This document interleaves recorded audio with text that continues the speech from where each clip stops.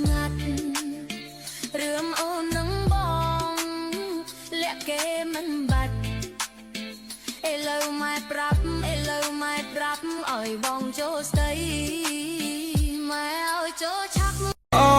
បាត់ដំបងគេងផ្សងយូរហើយបាននន់កុំឡើយបំភ្លេចសំដីភ្នំសំពៅអើយអ្នកជាសាក្សីជ្រៃមងរិស័យធ្វើជាមេបាយើងបងជីចូលទៅទៅលីង